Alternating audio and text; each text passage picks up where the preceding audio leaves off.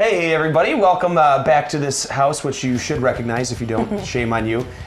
We are joined by the lovely Lisa Spampinato. How are you today, Lisa? Good, thanks. How are you? Fantastic. Good. Now, you own In the Kitchen, which is a catering company. Personal chef company. Personal chef company, and she's been doing that for a while, since I can remember. Yeah, at least 4 years now. Long time. And we're lucky enough to have her on the show as the host numerous times. You've also seen her on the Bart Harley Show doing the In the Kitchen segments. Yep.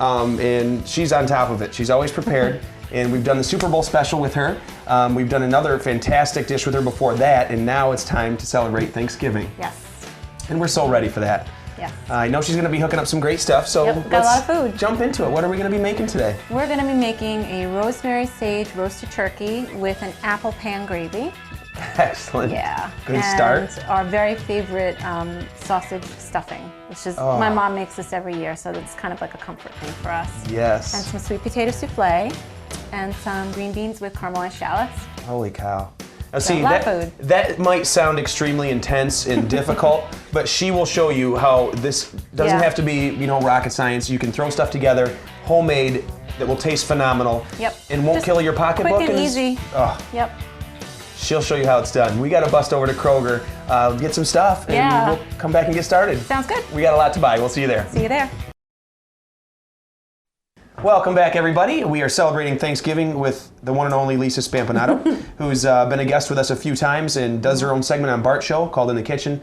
You got to check it out. Quick, easy tips, and as you can see, homemade, great style cooking. And she's going to show you how to throw it together and not make it intimidating, which is always a treat. We're going to do something that just makes it quick and easy, stuff that you could make in advance, and Yes. it tastes terrific. People think you've been in the kitchen all day. Yes, and when you can do it in advance, that's huge, because come time Thanksgiving, you don't get to hang out with a family. Yeah, and you want to be able to be with your guests and your family, so this will allow you that. We're going to start with the turkey, because that's got to be in the oven first. Yes. So, and you can prep the turkey a day ahead and just let it sit in the fridge and kind of marinate in the seasonings and everything, and then the morning of Thanksgiving, depending on the size of your turkey, it may only need 2 hours, it may need 5 hours. Oh, great. But if that's the only thing that you have to do because everything else is done, then you're in really good shape. No doubt. We got a beautiful turkey over at Kroger, 12-pounder. Yes. And I'm going to show you guys that in a minute, but we're going to talk about what we're going to season this turkey with. Okay. Because we're making this right now. I did go ahead and preheat the oven to 350. Perfect. Because you want the oven hot and ready to go. Yes. Okay. So we've got some celery and some carrots, and then we've got some fresh herbs here. We've got rosemary and sage, and that's what's going to really be lending its flavor to the turkey flavor, to the turkey. Because turkey doesn't really have a lot of flavor. No. And then we've got some apples, and that's going to give the gravy a really nice apple scent and taste. Yeah. So just kind of take it up to another level. Definitely. Layer the flavors a little bit. Yeah. Okay, so we're going to start first with our herbs, and we're going to mix it into this melted butter. I took about a cup of butter, melted in the microwave for maybe 30 seconds. I don't want it completely liquid, just enough that I can mix everything in. And I'm going to go ahead and just strip the rosemary off the stems here, and we're going to chop this up too. Okay, if that sage is all chopped up, you can throw it in with that butter. Right in with this butter. And then if you could take off about 3 cloves of that garlic, please, and mince that up fine. That would be great. Oh man, the butter. Okay.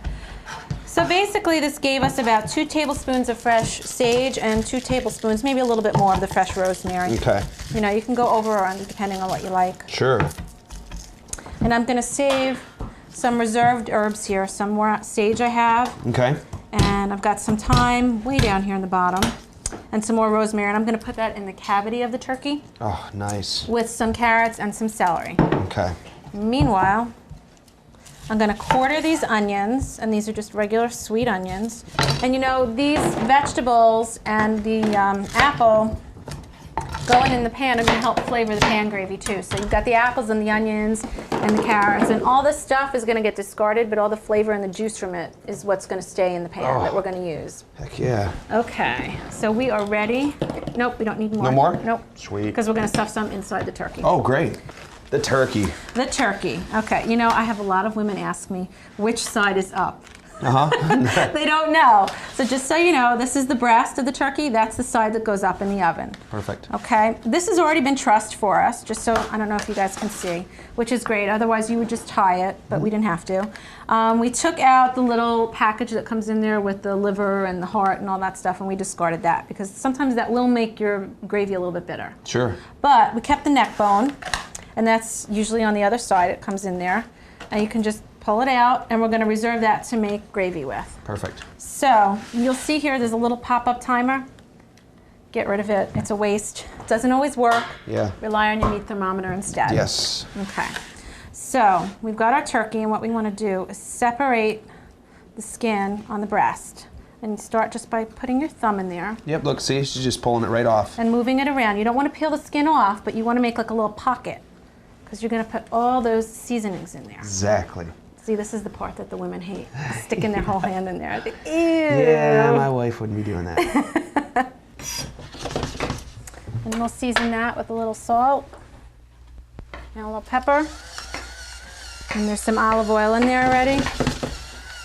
Man, that looks great, Lisa. These looks just about done. They're nicely, lightly brown. So we're going to add these then to the stuffing mixture. Perfect. And then we're going to get our sausage going. Yeah. Excellent. This is hot, so be careful. All right. Okay, Oh, great. it smells really good. All right. Right back on the heat it goes. And in go our sausage. This is about a pound of just ground sausage. It doesn't have any flavoring. Okay.